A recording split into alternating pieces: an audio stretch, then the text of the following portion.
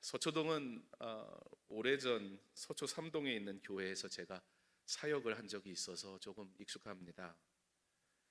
우리 부목사님 소개도 해주셨지만 또 저희 집 5남매가 다 클래식 음악을 전공하기 때문에 쉬는 월요일 같은 때는 애들 레슨 받으러 온다든지 또 이 근처에 악보 파는 집 있잖아요. 그 악보 사러 온다든지 그래서 가끔 아이들이랑 이 동네에는 들리고는 합니다. 지금은 소천하신 저희 이모님께서 전도사님이셨는데 이 교대역 근처에 있는 교회에서 여전사님으로 오래 사역을 하셨기 때문에 이 동네도 또 많이 익숙하기도 하고요.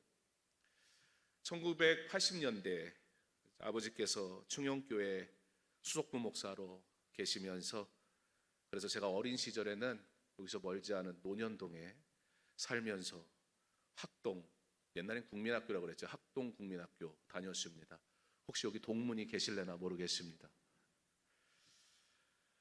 당시에 제가 양지 아파트라는 데 살았거든요. 그 아파트가 지금도 있는지는 모르겠는데요. 양지 아파트 맞은편에 YMCA 건물을 지으려고, 그때는 아직 안 지었을 때, 강남이 막 개발할 때, 그래서 공터였던 그 땅에서 자전거 타고 뛰어다니고 놀던 곳, 제 어린 시절에 조금 기억과 추억이 있는 그런 지역이기도 합니다. 늘 외부에 설교를 나가게 되면 제가 아버지께 연락을 드립니다. 아버지, 설교하러 갑니다. 기도해 주세요.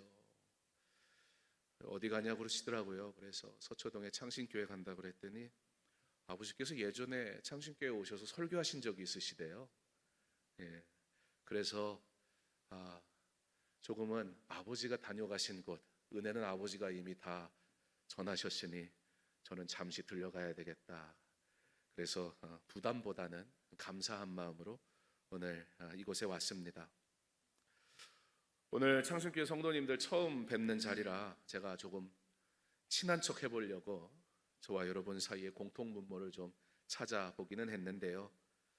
그런데 사실 우리는 주 안에서 한 가족이니 그런 소개보다는 말씀으로 하나 되는 그런 시간 되게 하시기를 기도합니다. 오늘 말씀의 제목은 교회 주제가 신나게라는 의미가 주제 안에 있길래 저도 그래서 그 주제에 맞춰서 신나게 찬양합시다 라는 제목으로 정해봤습니다. 여러분, 찬송은 종교개혁가 마틴 루터가 이렇게 얘기를 했습니다. 교회 음악은 하나님의 선물이요 축복이다. 나는 교회 음악을 신학 다음으로 중요하게 보며 무한히 아낀다. 또한 선한 목적으로 사용된 음악의 힘은 말씀과 같은 효과를 낼 수 있다 라고 말하면서 교회 안의 찬양이 얼마나 중요한 일인가 종교개혁가들도 강조했습니다. 그래서 이 시간에 말씀을 함께 나누기 전에 먼저 오늘 우리가 나눌 이 말씀을 찬양으로 같이 좀 한번 찬양하고 시작하면 좋겠다라는 생각을 합니다. 우리 사슴이 시냇물을 찾기에 갈급함 같이 우리 찬양으로 먼저 하나님께 영광 돌리겠습니다.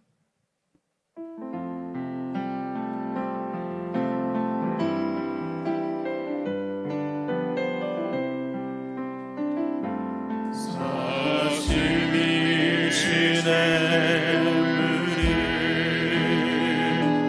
찾기에 갈급한 같이 내 영혼이 주를 찾고자 주를 갈망합니다. 주여 어찌하구나. 사람들이 하는 말이 내 하나님이 어디 있느냐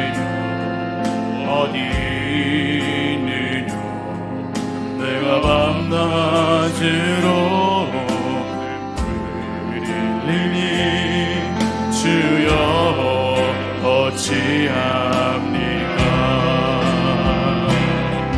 내 영혼아 내가 어찌하여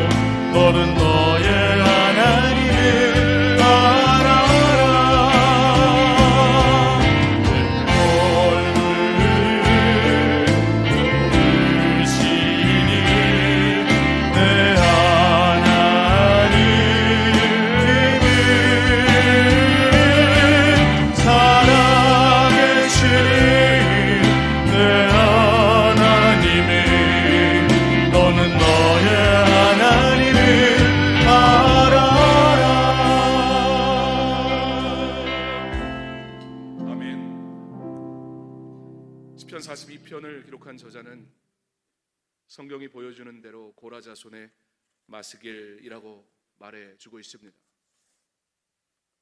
고라 자손은 민수기에서 레위 지파의 한 가문 출신으로 성막과 성전에서 악사 및 그 밖의 직분을 수행했다라고 처음 소개되어집니다. 레위 종족들은 이러하니 림니 종족과 헤브론 종족과 말리 종족과 무시 종족과 고라 종족이라. 이 역대상 26장 1절 상반절에 보면 고라 사람들의 문지기 반들은 이러하니라. 고라 자손들이 성전 관료로서 문지기로 그 이름이 올라 있습니다. 또한 그들이 하나님을 찬양하는 일을 맡았다는 역대하 20장 19절 그앗 자손과 고라 자손에게 속한 레위 사람들은 서서 심히 큰 소리로 이스라엘 하나님 여호와를 찬송하리라는 기록을 통해 그들이 성전 문을 지킴과 더불어 하나님 앞에 찬양을 하는 찬양 대원이었다고 소개해주고 있습니다.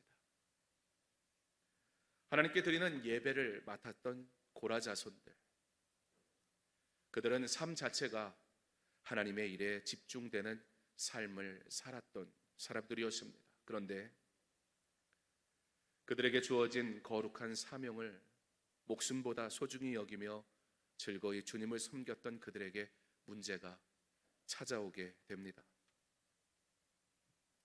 사실 하나님 앞에 크게 쓰임받았던 자손이 모세와 아론을 물리치고 자기들이 이스라엘의 영적 지도자가 되겠다고 계획을 도모하던 중에 하나님의 무서운 심판을 받게 되는 일이 있었습니다. 그러나 그 가운데서도 그들 가운데는 자기들의 죄를 울며 안타까워하는 사람들이 있었고, 그래서 하나님은 그들을 죽음 가운데서 건져 주셨었습니다. 그러므로 그들은 남은 삶은, 우리의 삶은 하나님 앞에 충성하는 삶이 되기를 결단했고, 그래서 충성을 다해 하나님의 종인 모세와 아론을 잘 받들면서 한편으로는 하나님의 집에 찬양대로 충실하게 섬겼습니다. 그런데 오늘 본문의 배경이 되는 이 시편 42편의 배경은 이 고라의 자손 가운데 한 사람이 이 시편을 기록한 때는 다윗의 왕의 셋째 아들 압살롬이 반란을 일으켜 다윗 왕이 도망갈 때였습니다.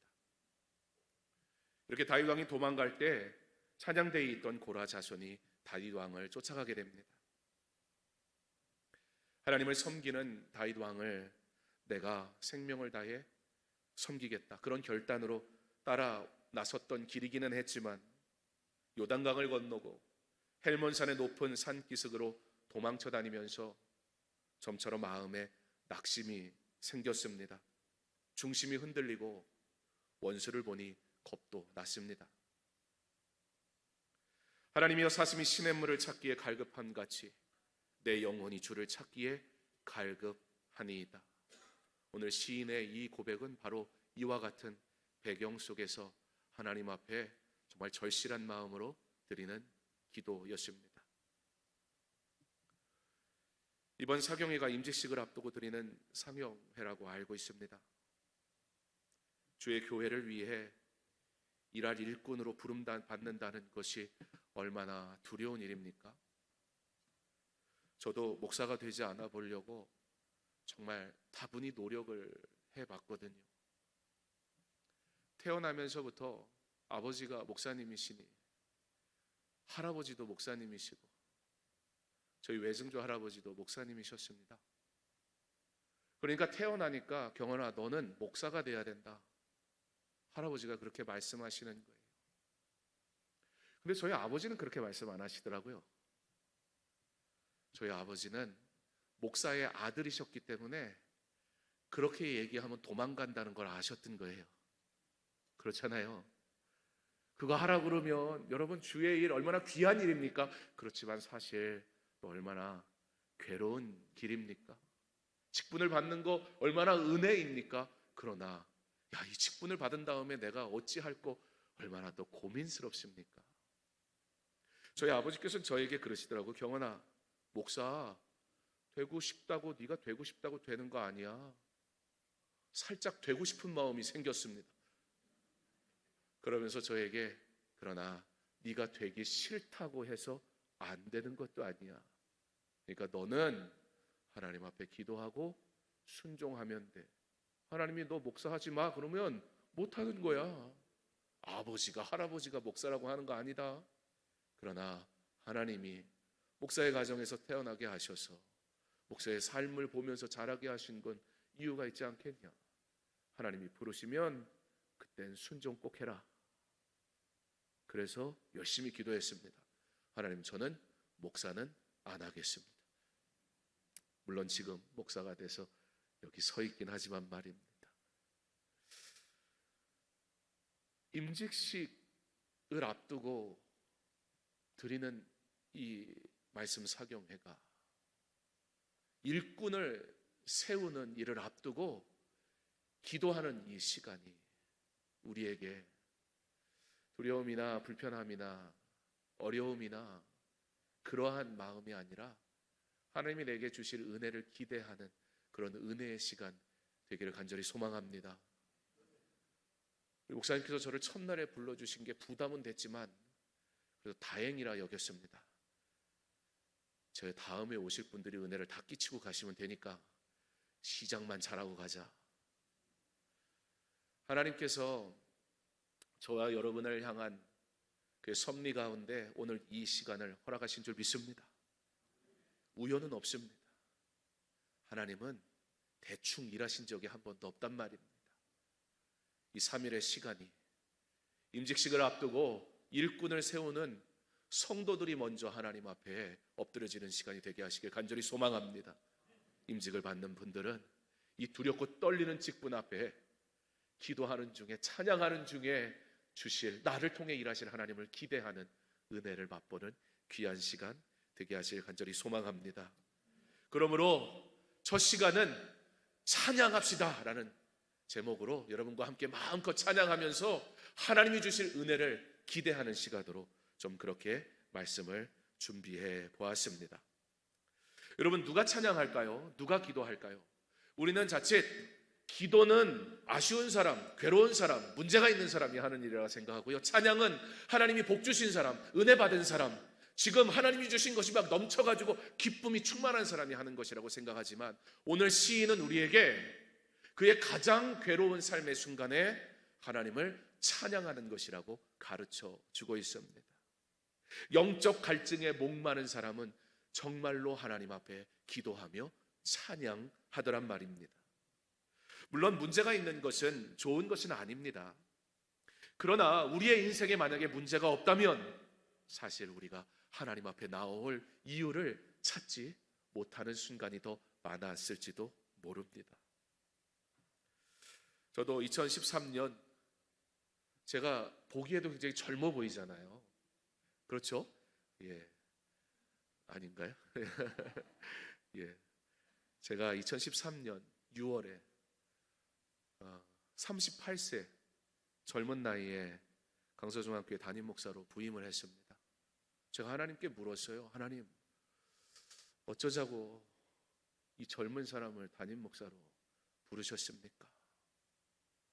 사람들이 묻더라고요. 아니, 어떻게 그렇게 젊은 나이에 담임 목사가 됐냐고.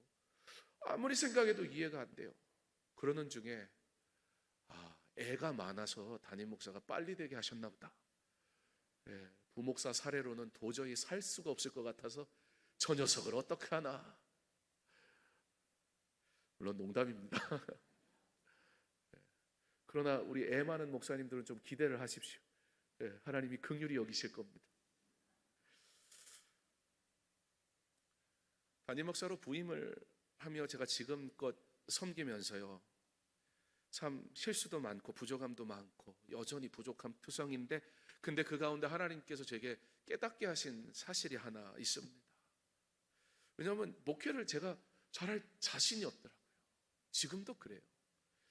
그런데 한 가지 하나님이 주신 그 사실 때문에 제가 지금도 그저 순종하는 마음으로 하거든요. 그게 뭐냐면, 문제가 꼭 문제가 아니더라는 겁니다.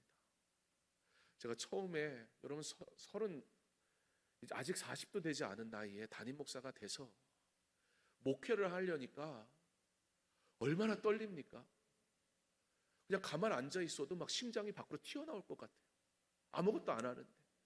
그저 근심이 얼마나 되는지 참 큰일 났더라고요. 문제투성인 거예요. 참 쉽지 않은 거예요, 목회가. 그런데 놀라운 사실은 이 문제를 어떻게 해결하지? 왜 하나님 내게 이런 문제를 주시는 거지? 그런데 나중에 그 문제가 있는데 하나님이 어떻게 하시냐면 제 기대는 이 문제를 하나님이 딱 해결을 해주시는 거거든요. 우리의 바람이 그렇잖아요.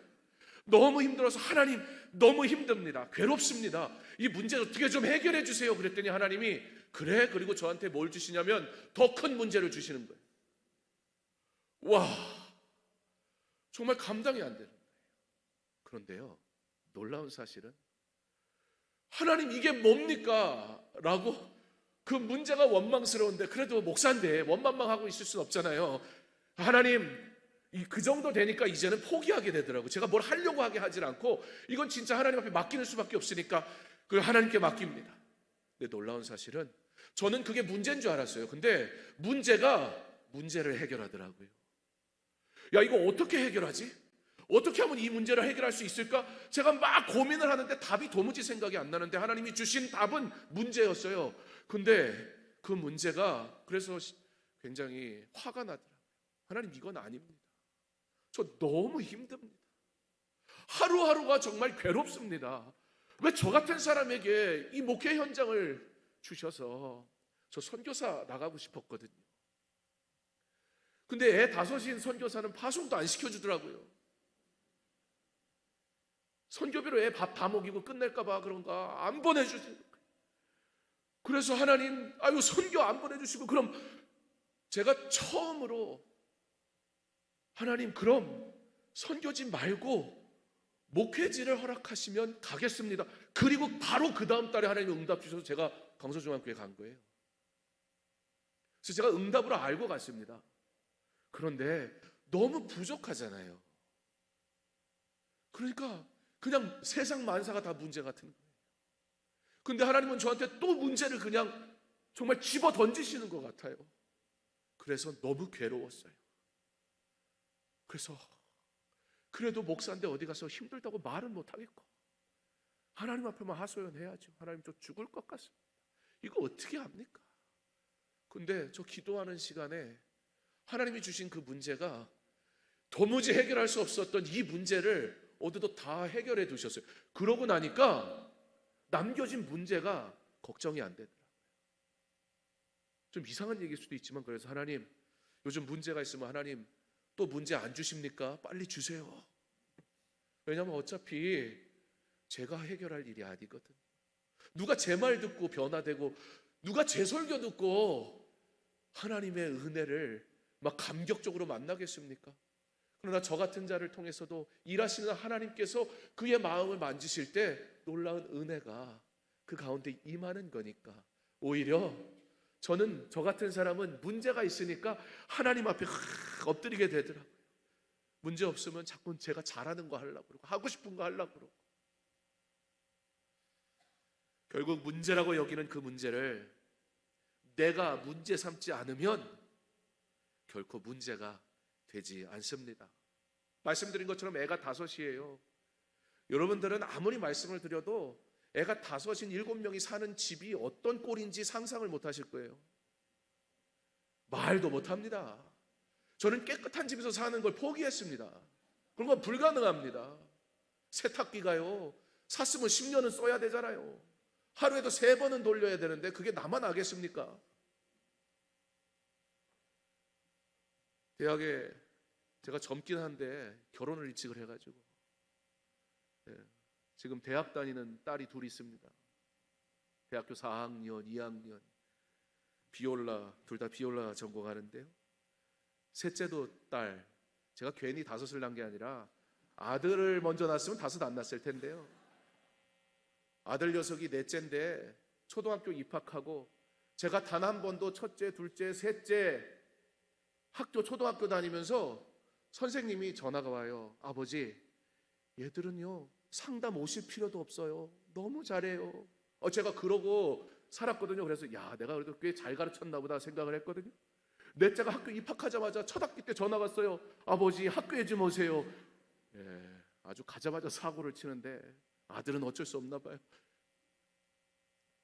셋째가 플룻 고3입니다. 예고에 다니고 있고, 넷째가 고2인데 남자애 클라리넷 전공하고, 막내가 중3인데 지금 바순을 하는데 예고 준비를 합니다.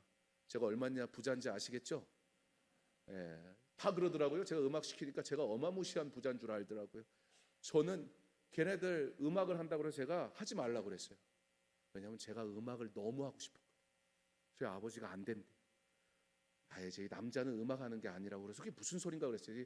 알고 봤더니 제가 목사가 되고 났더니 목사라서 음악을 못 시키겠던 거였어요, 아버지가. 그래서 좋게 다르게 설득을 하셨는데, 그런 말을 하고 있는 제가 너무 미안하더라고요, 애들한테. 그래서 큰애가 하지 말라 하는데 중3이 끝나면서 고등학교에 가면서 아빠, 근데 나 너무 음악이 하고 싶어요 그러는 거예요. 심지어 현악기를 하겠대. 현악기는 여러분 초등학교 들어가기 전부터 배워야지, 고등학교 때 가서 현악기를 하면 어떻게 대학을 갑니까? 말이 안 되는 얘기잖아요. 그래서 제가 그랬어요. 야, 이제 거절하면 이러다가 이 아이에게 원망을 듣겠다. 그래서 그래? 그럼 음악 해라. 대신 네가 하나님 앞에 기도해라. 네가 하나님 앞에 아버지한테 부탁하듯이 하나님, 나 음악하고 싶어요 라고 네가 기도해라. 저는 저희 아이들, 저희 아버지가 목사님이고 할아버지가 목사님이고 증조할아버지 목사님인데 제가 무슨 받은 유산이 있겠습니까? 무슨 뭐가 있겠어요 제가.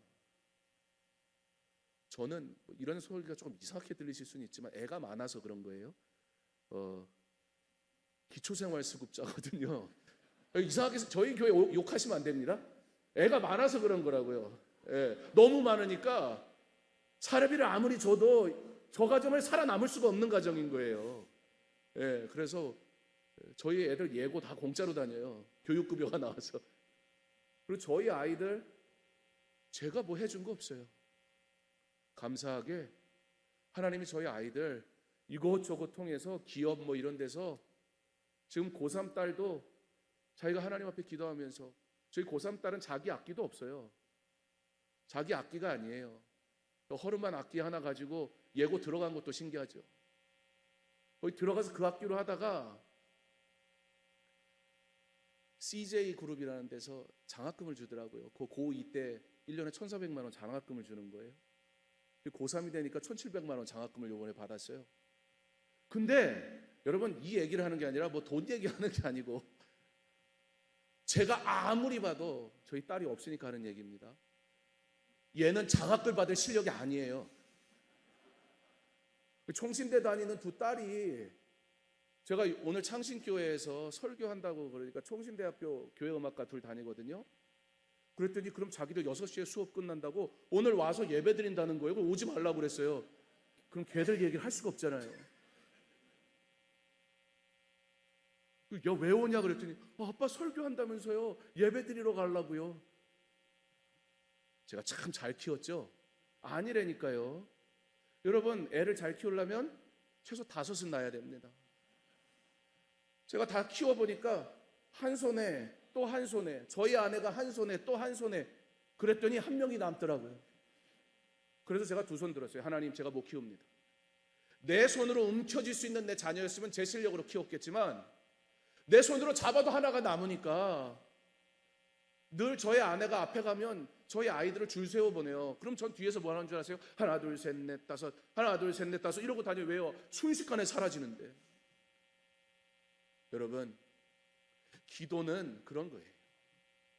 기도는 주문 외우는 것도 아니고, 기도는 내가 하나님하고 딜하는 것도 아니고, 기도는 내가 원하는 거 요구하는 시간도 아니라, 기도는 내 삶을 하나님 앞에 그냥 다 내어드리는 거예요. 맡기는 거예요. 그럼 하나님이 다 하십니다. 7 식구가 운동화 하나, 슬리퍼 하나만 가지고 있어도 현관이 난장판이에요.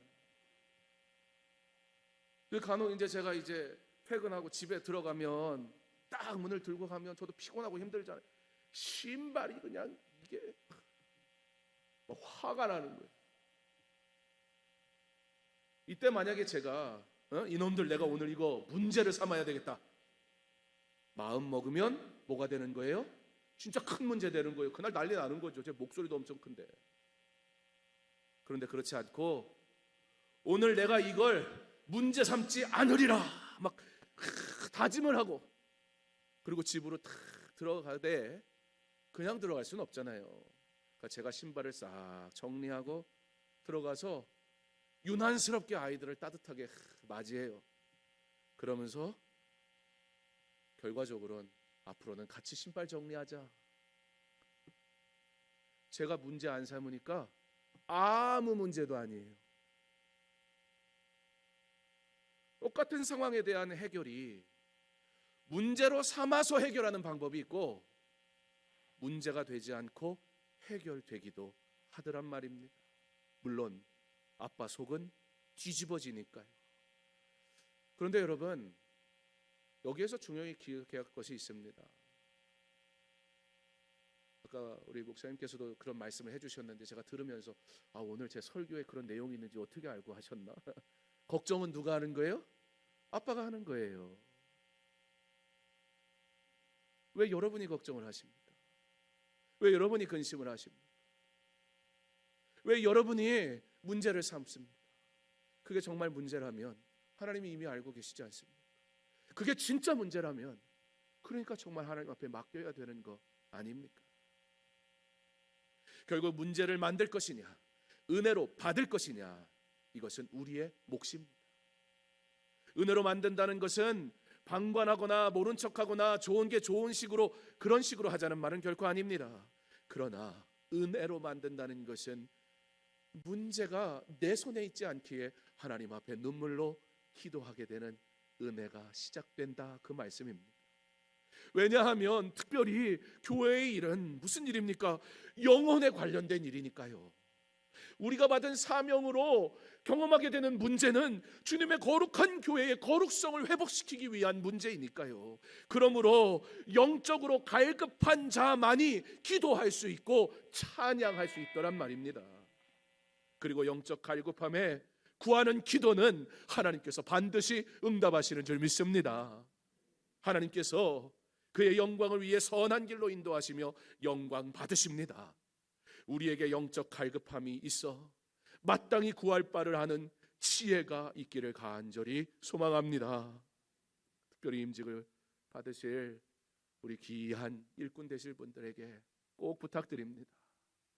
마땅히 구할 바를 구할 수 있는 그런 기도하는 일꾼 꼭 되시기 바랍니다. 하나님께서 여러분들을 통해 이 아름답고 귀한 교회를 더 하나님의 영광을 위해 세우시는 좋은 일꾼으로 삼으실 줄 믿습니다. 그래서 시편 기자가 1절에서 5절까지 이런 고백을 합니다. 하나님, 나에게 하나님 만날 수 있는 은혜를 주옵소서. 내가 한때는 하나님의 전에 나오라고 사람들에게 막 이야기하고 누구보다 열심히 정말 주의 성전을 위해 애쓰던 사람인데 지금 내 꼴이 말이 아닙니다. 심지어 사람들이 나를 보면서 네 하나님이 어딨냐고 손가락질을 해대는데요. 하나님, 심지어 그것만이 아니라 하나님을 향해서도 욕을 합니다. 이건 내가 감당할 수가 없습니다. 이 상황 속에서 바로 5절 말씀과 같이 고백하는 것입니다. 내 영혼아, 내가 어찌하여 낙심하며 어찌하여 내 속에서 불안해하는가? 너는 하나님께 소망을 두라. 그가 나타나 도우심으로 말미암아 내가 여전히 찬송하리로다. 자, 이쯤 되면 내가 하나님께 나아갔으니까 무언가 반전이 있어야 하지 않겠습니까? 그런데 여러분, 말씀을 보셨기 때문에 아시듯 지금 상황이 나아진 건 하나도 없습니다. 그런 그가 그런데 무엇이라고 말하고 있습니까? 낙심하지도 불안해하지도 말아라 얘기합니다. 왜요? 내 소망이 되신 하나님께서 도우실 것을 믿기 때문입니다. 오늘 이 시간 우리의 예배를 통해 먼저 우리의 생명의 주인은 하나님이심을 인정하기 바랍니다. 내 유익을 위함이 아니라 죽었던 나를 살리신 하나님을 위해 주여 이 세상의 부요함보다, 이 세상의 명예보다 삶으로 예배하며 하나님의 영광을 위해 부름받은 자의 소명을 귀하게 여기는 자 되게 하옵소서. 소명을 귀하게 여기는 자는 환경에 의해 흔들리지 않더란 말입니다. 삶으로 예배하는 자는 그 삶 가운데 주시는 하나님의 은혜를 늘 맛보기 때문에 흔들리지 않더란 말입니다. 3일의 사경회로 끝나는 것이 아니라 우리의 일상에 하나님의 은혜를 경험하기 위한 시작으로 삼으실 수 있기를 바랍니다. 은혜는 하나님께 나아가는 자가 누리게 되는 것이기 때문입니다. 말씀을 나누는 중이지만 우리 지금까지 나눈 말씀을 기억하고 먼저 결단을 한번 한 다음에 그리고 또 후반부의 말씀을 좀 함께 나눴으면 좋겠는데요.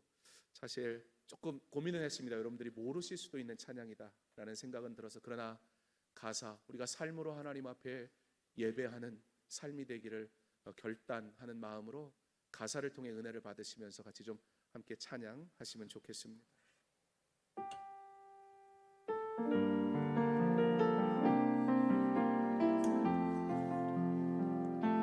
세상의 부와 세상의 명예 세상 자랑 모든 내어놓고 가사가 다르네요. 날 부활 십자가 날 시킨 고열, 날 시킨 고열 주의 은혜를 깊이 생각합니다. 나의 나된 것, 나의 나된 것, 내 모든 것 다 거저나서 내 삶을 나는 세워주셨네. 나의 나된 것, 내 모든 것 다 거저나서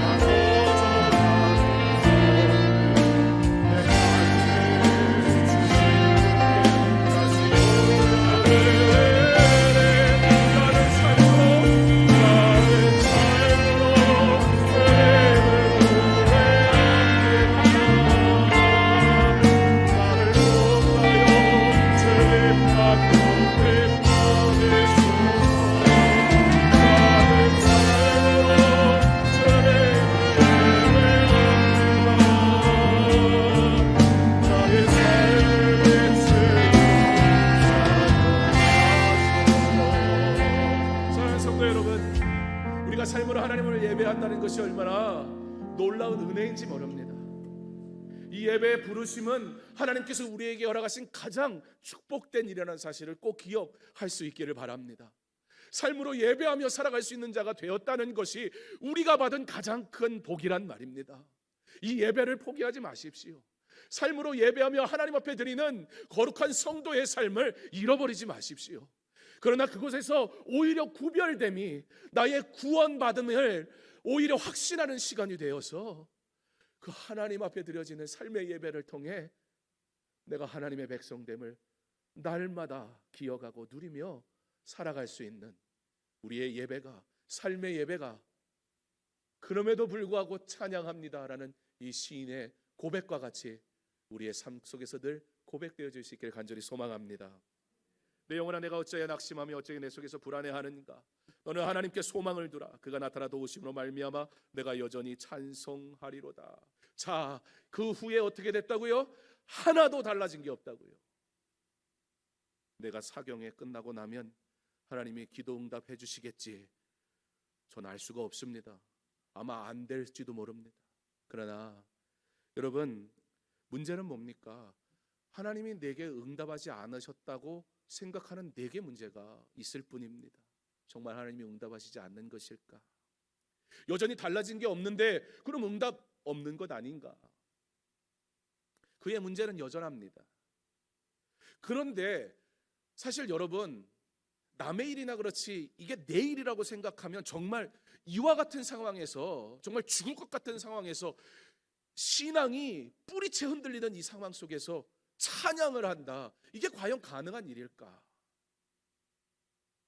우리의 삶의 조그만 문제 속에서 교회 안에서의 조금만 어려움만 당해도 우리의 믿음이 얼마나 쉽게 흔들려져 버리고 맙니까? 그리고 나도 모르게 불평이 쏟아져 나온단 말입니다. 그런데 찬양을 하라고요.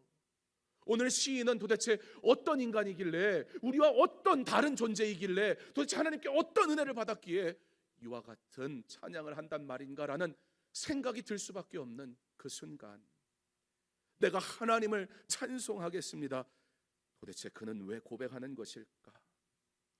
근데 사실 여러분, 아무것도 달라진 게 없어 보이지만 달라진 게 없는 것이 아니었습니다. 여러분, 왜 우리는 달라진 게 없다고 생각할까요? 왜 달라진 게 없다고 생각할까요? 사실요, 눈에 보이지는 어떠한 것이 달라졌어도 내가 기대하는 만큼이 보여지지 않으면 우린 여전히 불평하고 낙심할 것입니다. 자, 시인이 오늘 하나님께서 자신의 기도를 들으시고 응답하신 거예요. 어떻게 해요? 달라졌어요. 뭐가요? 바로 자신이 달라진 거예요. 하나님, 사슴이 신의 문을 찾기에 갈급한 같이 내 영혼이 갈급합니다 라고 하나님을 찾으니 내 상황은 달라진 게 하나도 없는데 어느덧 그 문제를 바라보는 내가 달라져 있는 거예요. 조금 전만 해도 이 문제 때문에 내가 죽을 것 같았거든요. 이 문제 때문에 너무 낙심이 됐거든요. 그런데 놀랍게도 하나님을 찾고 하나님 앞에 찬양하고 있는 자신의 삶 속에 하나님께서 나를 위로하기 시작하시는데 문제는 하나도 바뀐 게 없는데 그 문제를 바라보는 내가 어느덧 달라져 있는 것을 발견하게 되니 그가 마음으로 영으로 하나님 앞에 내가 오히려 찬송합니다라고 고백할 수 있게 되더란 말이지요. 그가 우리와 달라서가 아닙니다. 그가 우리보다 더 특별한 믿음을 가져서이기 때문도 아닙니다. 그러나 누구든지 하나님 앞에 설 때 하나님이 그의 마음을 만지시면 어떠한 문제도 하나님 앞에서 더 이상 문제가 되지 않게 하실 그 하나님을 만나는 저와 여러분의 삶이 되길 간절히 소망합니다. 6절에 내 하나님이여 내 영혼이 내 속에서 낙심이 되므로 내가 요단강과 헤르몬과 이살산에서 주를 기억하나이다. 지금 이제 더 이상 어떤 얘기를 하냐면 하나님, 제가 더 이상 낙심을 기르지 않겠습니다. 문제라고 여기지 않으니까요, 은혜가 임하고 은혜가 임하니까 이제 뭘 찾기 시작하냐면 예전 같으면 이게 문제인데 저게 문제인데 이래서 안 되는데 저래서 안 되는데 하던 내가 그런 것들은 잊어버리는 훈련을 하는 거예요. 근데 여러분, 잊는 건 사실 어렵거든요. 그렇잖아요. 받는 건 쉬워요. 주는 건 어려워요. 그러니까 시인이 어떻게 하냐면 내가 자신의 의지로 낙심 안 해야지 이러면 사실 이겨낼 방법이 없어요. 그래서 어떻게 하냐면 하나님을 기억하기로 결단합니다. 내 안에 하나님을 기억하는 삶을 사니까 낙심이 자랄 틈이 없는 거예요. 예전 같으면 그 낙심으로 수많은 이야기를 했을 텐데 이제는 하나님을 기억하니까, 오히려 하나님을 기억하니까 낙심이 자랄 새가 없는 거예요. 낙심이 될 때 우리는 그 낙심으로 더 좌절하게 됩니다. 그렇게 낙심을 계속하다 보면 낙심이 더 큰 낙심을 자라게 합니다. 조금이나마 가지고 있던 내 마음의 소망마저도 이제는 다 사라지게 된단 말입니다. 그래서 시인은 이 고통의 문제에서 하나님, 이제 더 이상 고통 안 볼래요. 하나님만 볼래요. 하나님을 기억하기로 작정합니다. 내 손으로 할 수 있으니 여전히 내 의가 살아남아 있는 거예요. 말씀드렸잖아요. 이 손 잡고 저 손 잡고 아내도 잡고 또 잡았는데 한 녀석이 남으니까 하나님, 쟤뿐만이 아니라 얘네 다 책임져 주세요. 그거 제가 할 수 있는 것뿐이었어요. 여러분, 제가 말을 쉽게 해서 그렇지 예고에 합격해서 학교를 다니는 녀석이 자기 악기도 없으면 말이 됩니까? 이게 참 나쁜 아빠죠. 저는 나쁜 아빠인데 제 하나님이 좋으신 아버지시니까 어쩔 수 없어요. 뭐 그거라도 믿어야지. 그랬더니 이 아이가 CJ에서 장학금을 받았잖아요. CJ에서 이제 장학금을 받으면 그 전에 장학금 받은 애들이 멘토 역할을 해요. 이 멘토를 하는 아이가 예종에 이제 합격을 해서 다니는데 제가 어느 날 저희 아이에게 혹시 자기가 학교를 들어가고 새로 악기를 샀는데 전에 쓰던 악기를 빌려줘도 되느냐, 되게 미안해하는 거예요. 사실 그때 제가 하나님 앞에 기도했거든요. 하나님, 저는 악기 사줄 돈은 없고 돈을 저한테 주시든지. 근데 그거는 조금 모양새가 그렇잖아요. 예. 목사가 뭐 수천만 원짜리 뭐 악기를 사주는 것 좀 이상하잖아요. 은혜가 안 되잖아요. 예. 저도 그럴 의향도 없고, 예. 처음부터 맡겼으니까 그걸 어떻게 할까. 그러다가 서울시에서 하는 장학금 제도가 있어서 악기를 좀 렌트를 해야겠다. 얼마나 무식한지. 저는 그 악기, 좋은 악기 한 달에 한 몇십만 원이면 빌린 줄 알았어요. 또 그래가지고 했는데 거기 장학금 300만 원을 받았어요. 얘가. 말씀드리지만 얘는 장학금 받을 실력이 아니라니까요. 이상하죠. 예. 하나님 저를 사랑하시는 건 분명해요. 예. 돈 얘기하는 게 아니고. 그래서 저는 그 300만 원을 한 10개월 30만 원 나누면 악기를 빌릴 수 있나 싶었어요. 제가 한마디 물어봤다가 꿈 깨라 그러더라고요. 하나님, 이 300만 원을 왜 주셨지? 그 300만 원이 딱 어디에 쓰였냐면 이 악기를 일본에다가 이제 수리를 보내야 돼요. 빌려주기로 했으니까 수천만 원짜리 악기를. 근데 이제 고쳐 써야 되는 거예요. 한동안 안 써서. 근데 그 돈이 딱 300만 원 들더라고요. 내가 계산하면 300만 원 갖고 어떻게 악기를 빌려볼까, 그 수준이에요. 여러분, 신앙생활하면서 여러분이 계산하고 주의 일하면서 여러분 수준으로 하면 딱 그만큼 해요. 근데 하나님께 맡기면 하나님이 이미 다 이유가 있어서 주시는 거예요. 그 아이가 그 악기를 가지고 제가 얼마나 미안했냐면 악기를 바꾸니까 시험 성적이 달라졌어요.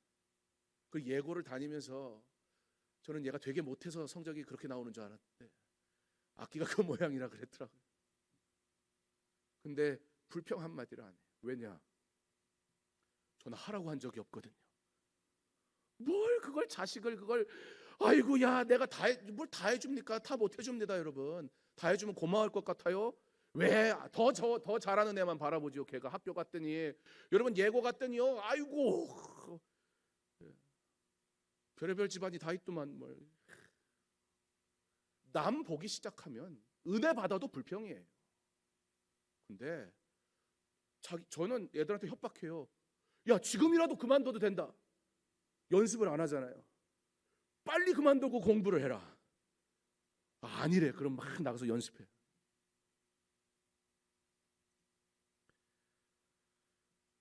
하나님을 기억한다는 건 여러분 막연하고 뭔가 대단한 영성을 가진 사람이 하는 게 아닙니다.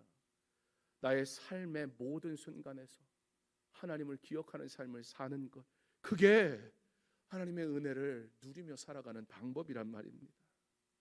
그렇게 했더니 하나님이 위로를 하시는 거예요. 하나님께서 그에게 지혜를 주셔서 하나님의 은혜를 주셨던 때를 기억하게 하시니까 하나님을 생각하니까 이런 은혜도 주셨지, 저런 은혜도 주셨지. 그러니까 하나님이 주신 은혜를 막 생각하다 보니까 이게 내가 낙심하지 말아야지 이러면 참 어려운데, 하나님 기억하다가 낙심할 새가 없는 거예요. 낙심하는 걸 까먹어 버렸어요. 내 실력이 아니라 하나님의 은혜로 살아야 됩니다. 사랑하는 성도 여러분, 나에게 주셨던 은혜의 시간들을 먼저 기억하십시오. 직분을 받을 때 이 직분이 나의 수고와 열심으로 내가 얻어낸 게 아니잖아요. 철저하게 주신 하나님의 은혜 때문에 주께 충성하라고 주시는 귀한 자리잖아요. 그러므로 반드시 은혜를 기억하는 삶을 사시기를 부탁을 드립니다. 낙심을 기르지 않고 하나님께서 주신 은혜를, 시간을 기억할 때 내 입술을 통하여 찬양하게 하심으로 우리의 영혼이 주의 은혜로 회복되게 하실 줄 믿습니다. 8절의 시인은 낮에는 여호와께서 그의 인자하심을 베푸시고 밤에는 그의 찬송이 내게 있어 생명의 하나님께 기도하리로다. 고백합니다. 베푸시고. 여러분, 이 시인이 말하는 베푸시고, 이 베푸시고 자체가 미래사예요. 장차 베푸실 하나님의 은혜를 기대할 뿐이고 나는 오직 기도합니다 라는 거예요. 뭘 해주셨으니까 기도하는 게 아니고 내 응답하셨으니까 찬양하는 게 아니라 나로 찬양하게 하고 기도하게 하시는 하나님께서 반드시 가장 좋은 것으로 주실 줄 내가 알기 때문에 기대함으로 기도한다라는 겁니다. 지금 고통 때문에 당장의 문제 때문에 하나님을 원망하는 것이 아니라 나를 부르시니까 하나님이시기에 나의 생명을 주관하시는 분도 하나님이시기에 하나님 내가 하나님께 다 맡기겠습니다. 하나님께서 나를 도우실 것을 내가 믿습니다 라고 기도한단 말입니다. 고통이라는 현실에 묶여있기보다는 하나님의 지혜를 얻어 하나님을 신뢰하니 그에게 더 큰 은혜가 있더란 말입니다. 여러분의 삶의 일들을 있는 그대로 하나님께 내어놓고 기도하십시오. 그러나 그 기도가 낙심의 기도가 아니라 하나님께 드리는 찬양의 기도가 되길 간절히 소망합니다. 이제 시편 기자는 하나님부터 얻은 지혜로 하나님을 다시 한번 찬양합니다. 내 영혼아 내가 어찌하여 낙심하며 어찌하여 내 속에서 불안해하는가. 너는 하나님께 소망을 두라. 나는 그가 나타나 도우심으로 말미암아 내 하나님을 여전히 찬송하리로다. 개역 개정판 성경이 되기 전에 시편 42편 11편은 이렇게 기록이 되었습니다. 종교개혁가 칼빈은 찬양은 시편으로 곡을 붙여 부르는 것이 가장 좋다 그렇게 이야기를 했거든요. 그래서 제가 이 시편 42편 11편 옛날 성경 버전으로 좀 곡을 붙여서 짧게 불러드리겠습니다. 내 영혼아 내가 어찌하여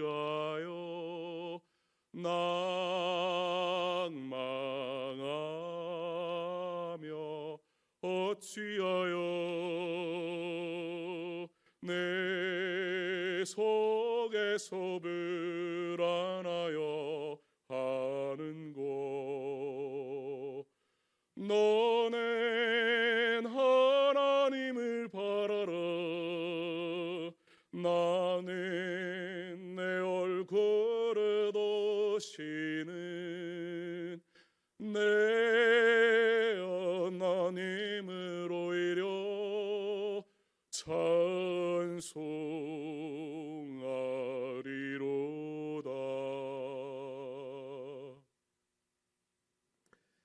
가사는 우리가 성경이니까 익숙한데 곡은 처음 들어보시죠? 당연합니다. 제가 지었거든요.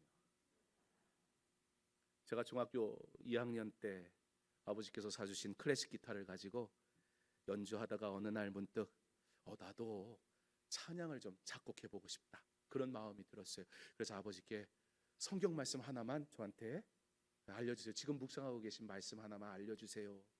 그랬더니 그때 아버지께서 제게 주신 말씀이 오늘 우리가 읽은 시편 42편 11절이었습니다.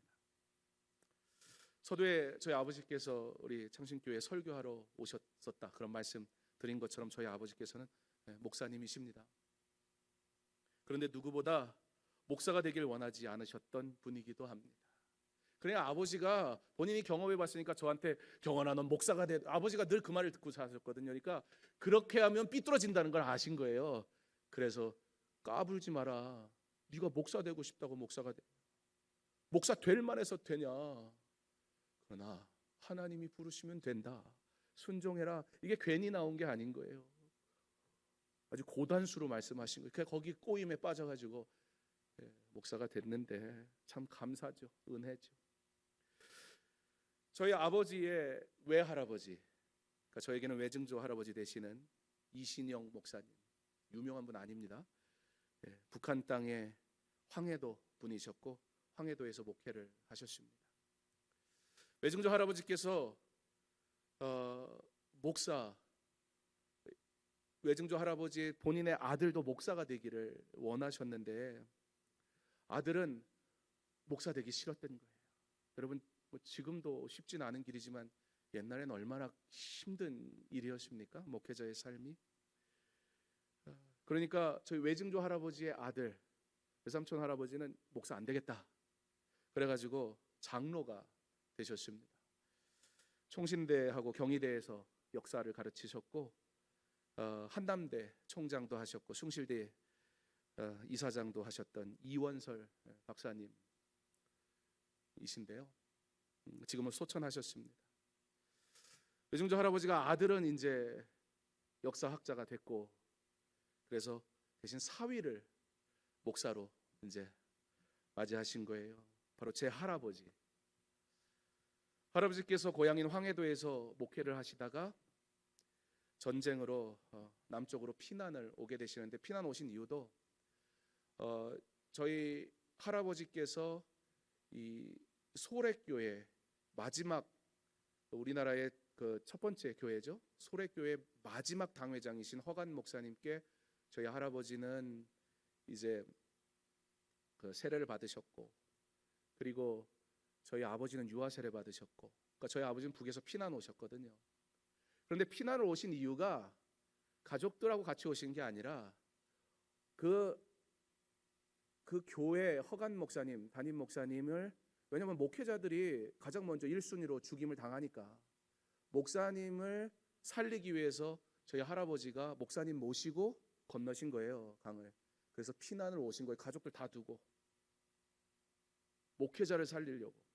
그래서 저희 할머니가 나머지 저희 아버지하고 어린 아들하고, 그리고 이제 저는 한 번도 본 적이 없지만 고모님 둘이 있었는데 피난길에 다 돌아가셨어요. 딸들은 너무 어릴 때라 고생해서. 그래서 피난을 오신 거예요. 피난 와서 목사로 사니 저희 아버지가 얼마나 힘드셨겠어요. 할아버지야 본인이 목사니까 그렇게 사시지만 저희 아버지는 목사의 자녀로 산다는 게 제가 살아봤지만 쉽진 않거든요. 날마다 웃어야 돼요. 인사도 잘해야 돼요. 이거 뭐 목사들이 인사 잘못했다가 또 아버지 욕 먹으면 안 되니까 가면을 쓰고 다녀야 될 것 같고. 근데 어떠한 사건으로 제가 인사를 굉장히 열심히 하기 시작했습니다. 제가 인사를 했더니 어떤 권사님이 아이고 예쁘다고 500원을 주시는 거예요. 그래서 그 권사님만 보면 권사님 안녕하세요 인사했더니 또 500원을 주시는 거예요. 이야. 은혜는 사실 대단한 건 아닐 수도 있습니다. 거창하게 예수 믿지 말고 진실되게 예수 믿어야 됩니다. 멋있게 예수 믿지 말고 작은 일에 충성해야 됩니다. 저희 아버지 목사가 안 되겠다고. 더군다나 저희 아버지에게 외삼촌이죠. 당시에 고등교육국장도 하시고 그랬거든요. 그러니까 그 외삼촌이 너무 멋있어 보이는 거예요. 그래가지고 나도 외삼촌처럼 공부를 해가지고 조금 높은 사람이 되겠다. 네. 근데 뭐 우리의 삶은 우리 뜻대로 되는 게 아니니까 결국 하나님께서 시험을 봐야 되는데 너무 아파가지고 시험을 못 보게 되셨어요. 그러면서 하나님께 돌아오게 되고 내가 목회자의 길을 가겠습니다. 그리고 이제 헌신하고 목사가 되셨는데, 그런 과정 속에서 저희 아버지께서 선교사에 대한 사명을 받으셨어요.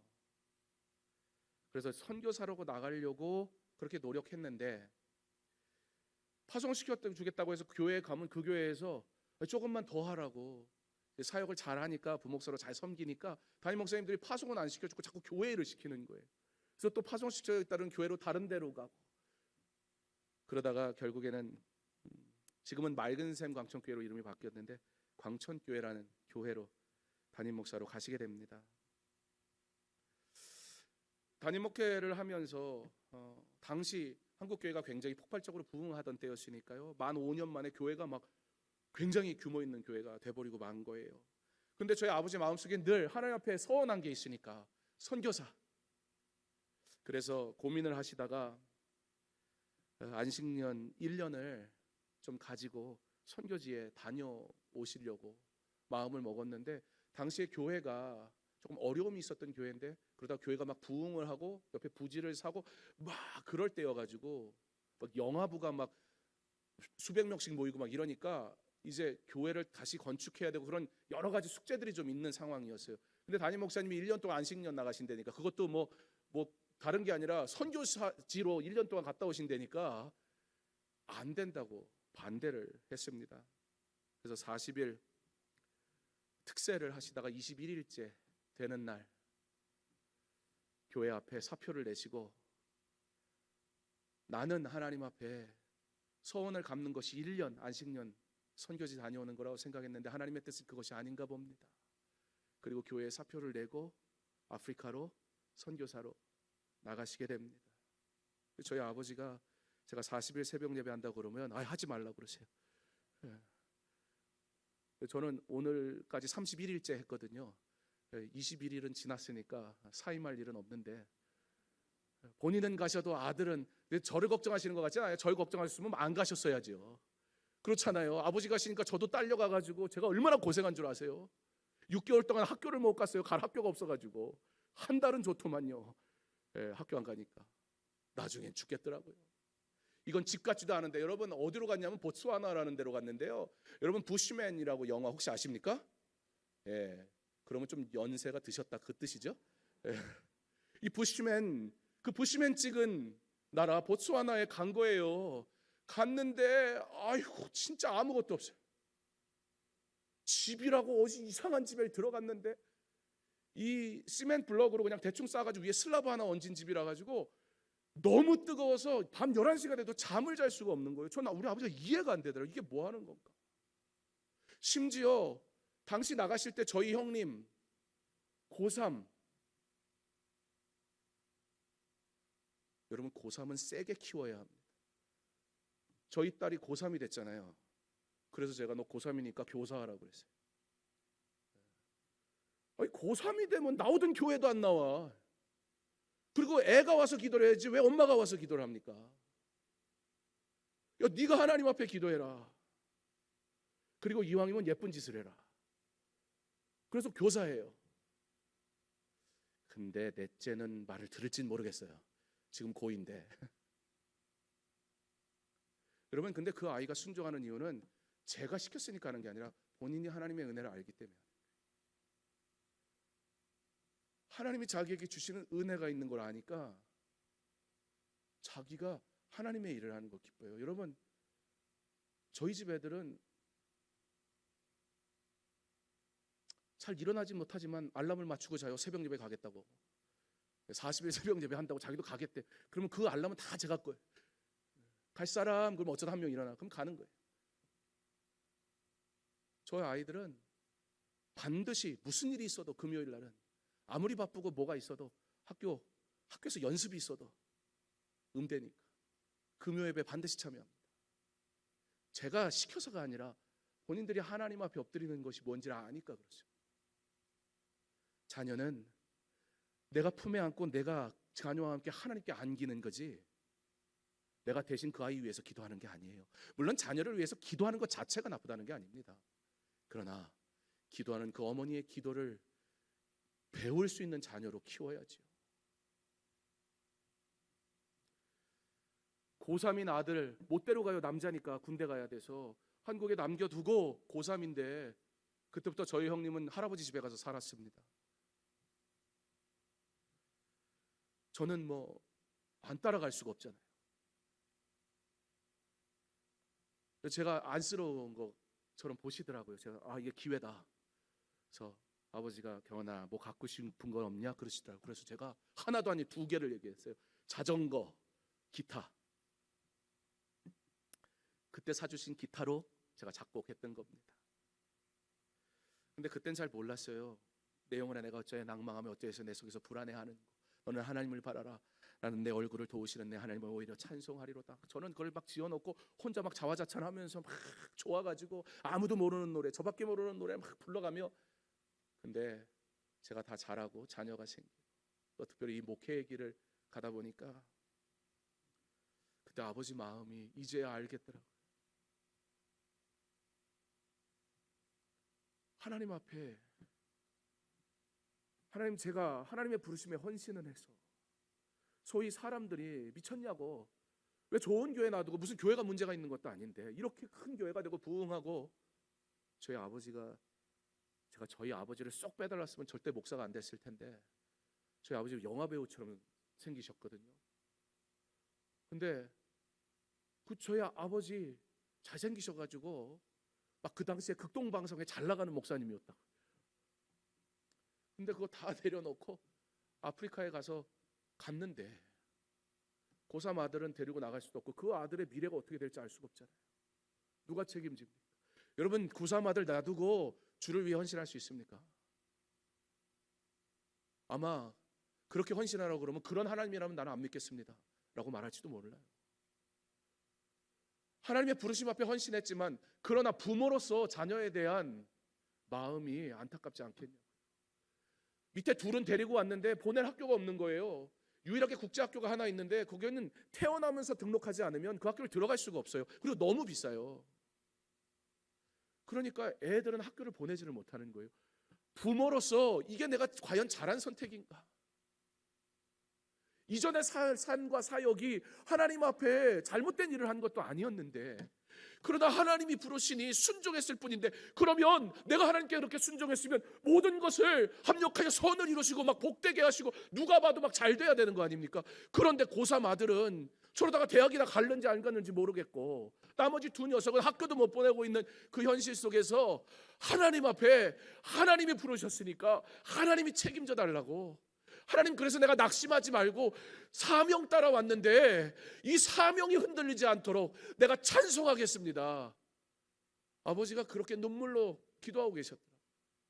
전 몰랐어요.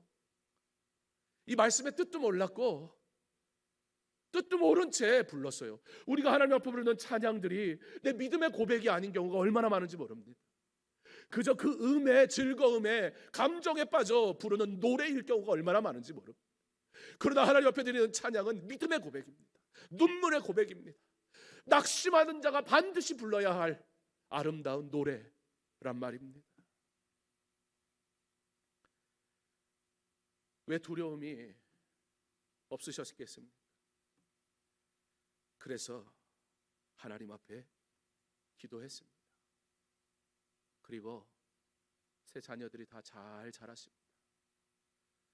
저 형님하고 저는 어릴 때 늘 그런 얘기를 했습니다. 제가 형한테, 형이 목사가 되라, 내가 장로가 돼서 헌금을 엄청 많이 하겠다. 그랬더니 저희 형이, 아니다, 네가 목사가 되라, 내가 헌금을 하겠다. 제가 목사가 됐어요. 그걸 찾아갔죠. 헌금을 해라. 그랬더니 슬금슬금 도망 다니다가 한국에서 안 살고 저는 한국에 들어왔고, 저희 아버지가 제가 고3이 딱 되니까 부르시더라고요. 자, 졸업을 하면 내 선교비로 네 대학 등록금 대줄 수 없으니 너는 한국에 가서 군대에 입대해라. 저기서 한국에 들어왔거든요.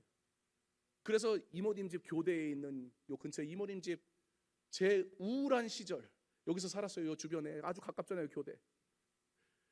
나는 왜 여기 있나? 아버지는 본인이 헌신하더니 아들을 버렸구나. 저는 유학 갈 줄 알았어요. 미국으로 갈 줄 알았어요. 왜냐면 한국말을 잘 못했으니까. 처음 신학교 가가지고는 교수님께서 기가 막히게 가르쳐 주시는데 저는 한국말이 안 돼가지고 잘 못 알아듣겠는 거예요. 지금은 영어가 안 되지만.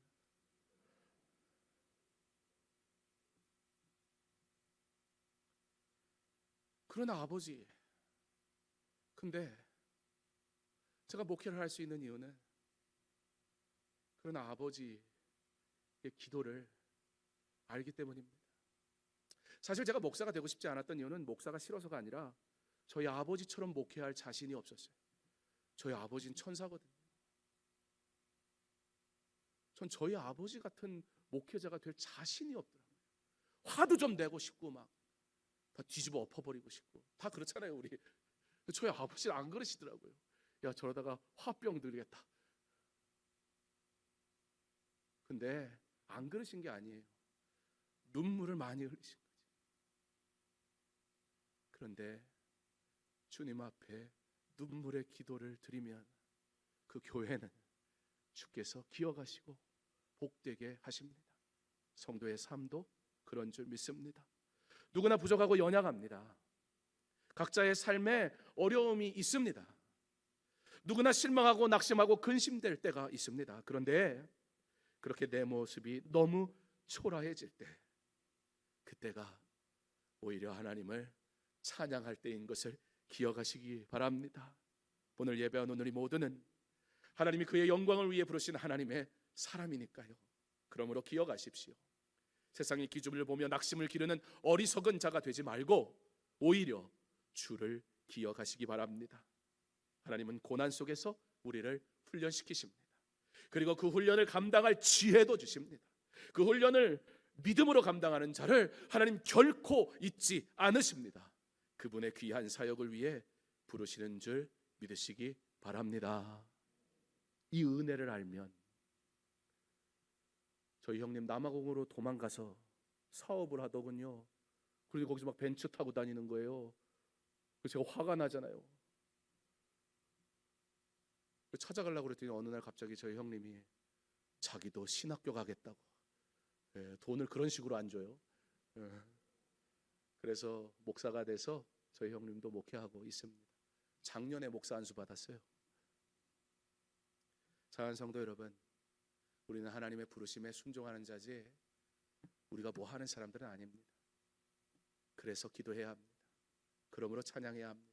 그러면 그런 우리를 부르신 하나님께서 왜 책임지시지 않겠습니까? 하나님이 주시는 놀라운 복과 은혜를 누리며 살아가는 저와 여러분 되시길 간절히 소망합니다.